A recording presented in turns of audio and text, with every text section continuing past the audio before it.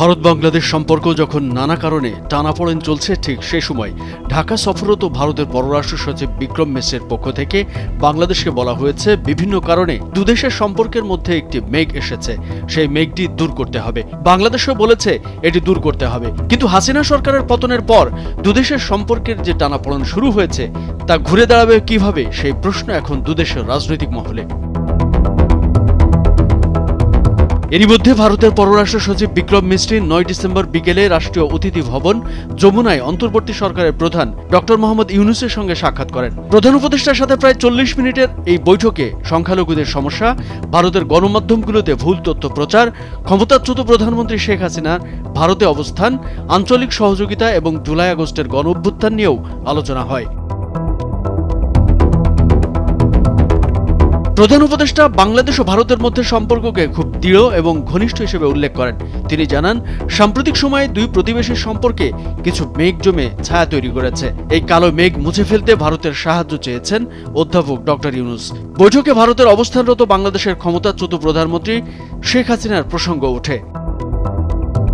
এ সময় প্রধান উপদেষ্টা ভারতের পররাষ্ট্র সচিবকে বলেন, শেখ হাসিনা ভারতে বসে নানা বক্তব্য ও বিবৃতি দিচ্ছেন, এটা এক ধরনের উত্তেজনা সৃষ্টি করছে। এ ধরনের বক্তব্য দেয়া থেকে বিরত রাখতে ভারত সরকারকে পদক্ষেপ নিতে বলেন ডক্টর ইউনূস।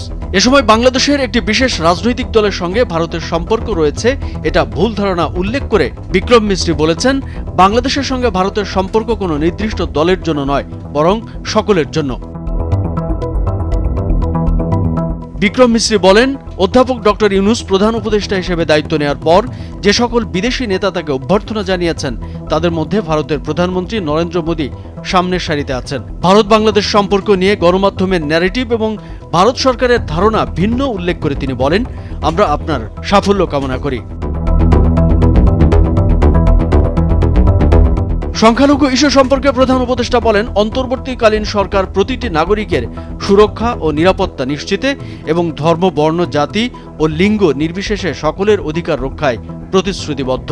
বাংলাদেশের বিরুদ্ধে অপপ্রচার বন্ধে সরকারকে উদ্যোগ নেওয়ার কথা বলেন। তিনি বলেন, আমরা একটি পরিবার, আমাদের একসঙ্গে কাজ করতে হবে। এদিকে ভারতের মুখ্যমন্ত্রী মমতা ব্যানার্জি এক ভাষণে সংখ্যালঘু ইস্যুতে একটা রাজনৈতিক দলের বিরুদ্ধে ফেক ভিডিও ছড়ানোর অভিযোগ তুলেছেন।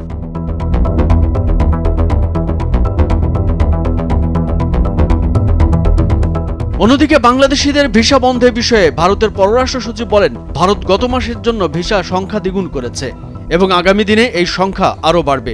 এক প্রসঙ্গে ভারতের সচিবের পক্ষ থেকে বলা হয়েছে, বিভিন্ন কারণে যে আমাদের সম্পর্কের মধ্যে একটি মেঘ এসেছে, সেই মেঘটি দূর করতে হবে।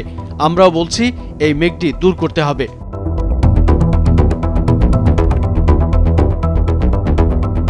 কামরুজ্জামান আরিফ, ভোরের কাগজ।